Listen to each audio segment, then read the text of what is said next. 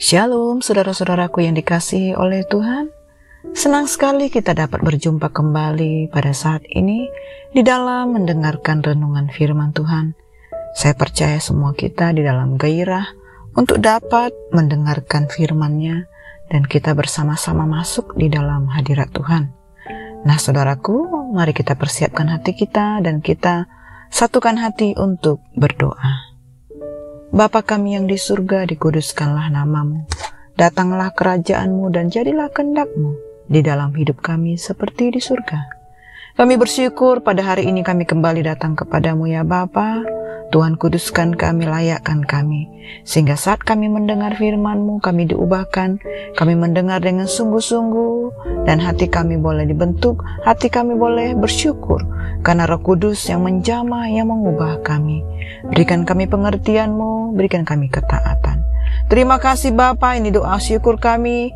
Hanya di dalam nama Tuhan Yesus kami berdoa. Amin. Saudara-saudara yang dikasihi oleh Tuhan, kita akan mendengar kebenaran firman Tuhan yang berjudul Korban yang Sempurna. Firman Tuhan hari ini dapat kita baca di dalam Yeskiel 40 ayat 42 sampai 47. Mari saya ajak kita untuk dapat membaca Alkitab kita bersama-sama. Ada juga 4 meja lagi untuk korban bakaran yang diperbuat dari batu pahat.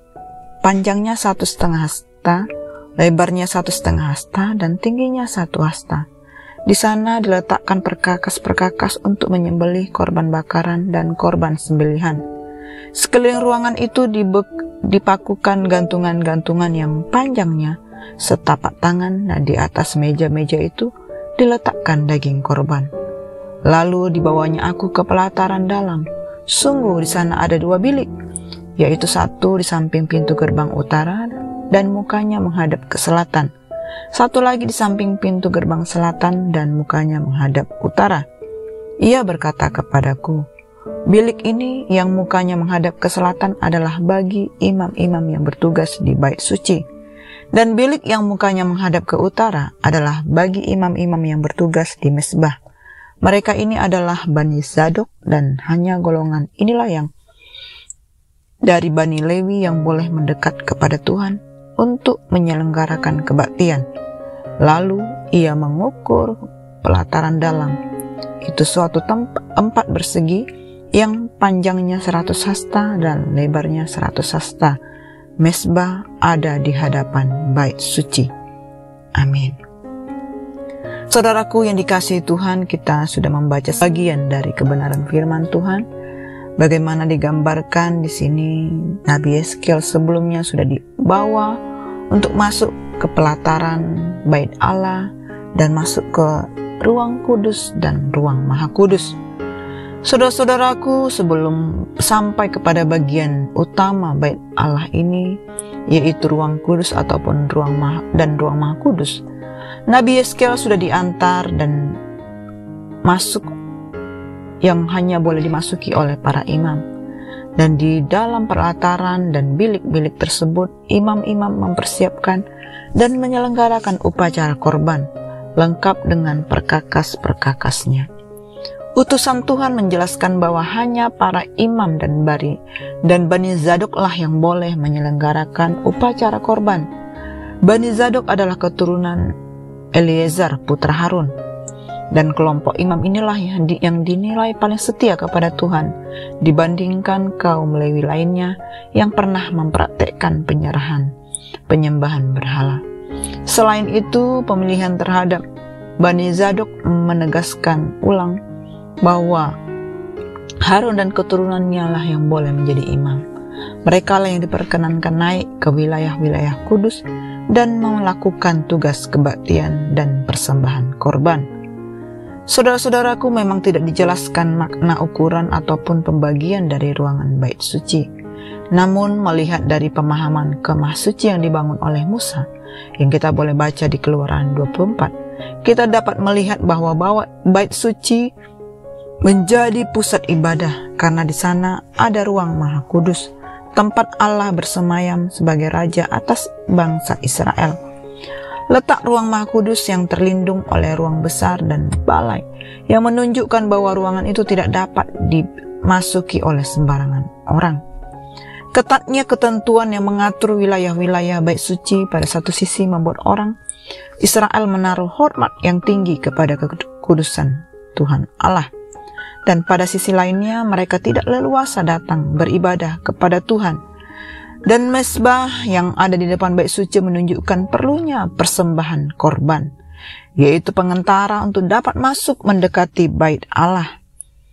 Bait Allah yang begitu kudus menuntut agar setiap orang yang menghampirinya dapat memelihara hidup dengan kekudusan, karena Allah yang begitu kudus. Saudara-saudaraku yang dikasihi oleh Tuhan, karena cintanya Tuhan Allah kepada kita yang sangat besar, yang rela menggantikan kita di tempat penghukuman, kematian Kristus di Kalvari adalah bukti ketaatannya kepada kehendak Bapa demi menggenapi rencana Bapa. Dan pengorbanannya ini disebut adalah pengorbanan yang sempurna, karena Kristus mempersembahkan tubuhnya sendiri untuk menjadi korban penebusan dosa. Oleh sebab itu saudara-saudaraku, kita patut bersyukur kepada Allah, karena melalui Tuhan Yesus Kristus kita boleh menghampiri Allah di dalam kekudusannya kapan saja. Tuhan Yesus telah membuka jalan dengan cara mempersembahkan dirinya sebagai korban yang sempurna. Namun kita jangan menggampangkan urusan mendekat kepada Allah dengan sembarangan menyebut namanya, ataupun kita hidup sembarangan di dalam kehidupan sehari-hari. Karena itu kita tidak menghormati kekudusannya. Tetapi saat kita boleh bersyukur kepada Allah yang kudus, kita boleh mempersembahkan hidup kita sebagai korban yang berkenan di hadapan Tuhan. Marilah kita boleh menghormati hidup kita, menjadikan diri kita sebagai persembahan yang kudus, yang berkenan kepada Allah. Dan kita boleh melakukan ataupun melaksanakan firman-Nya dengan segenap hati dan dengan dalam kekudusan. Amin. Demikianlah saudara-saudaraku renungan firman Tuhan pada hari ini. Kita boleh memperhatikan hidup kita benar, hidup kita ada di dalam track-Nya Tuhan. Kita memperhatikan sungguh-sungguh firman Tuhan, dan kita tinggal di kebenaran-Nya. Amin. Mari kita satukan hati kita saudara-saudaraku, dan kita tutup di dalam doa. Bapa kami yang sungguh baik, kami bersyukur buat firman-Mu yang mengajar kami bahwa kami boleh menghadap Allah di dalam kekudusan. Kami menghormati Allah, karena di dalam Kristus kami sudah dapat masuk ke ruang Maha Kudus-Mu. Kami bersama-sama untuk beribadah kepada Tuhan. Terima kasih Bapa, kami percaya kami umat-umat yang sudah ditebus oleh darah Yesus, korban yang sempurna, dan kami bersama-sama boleh menikmati hadirat Tuhan. Ini kami Bapa, berkati sepanjang hari ini aktivitas kami. Biarlah Tuhan yang senantiasa menyertai memelihara hidup kami. Terima kasih Bapa, kami ucap syukur hanya di dalam nama Tuhan Yesus. Amin. Semangat pagi, terus lebar karya dalam Kristus. Tuhan Yesus memberkati.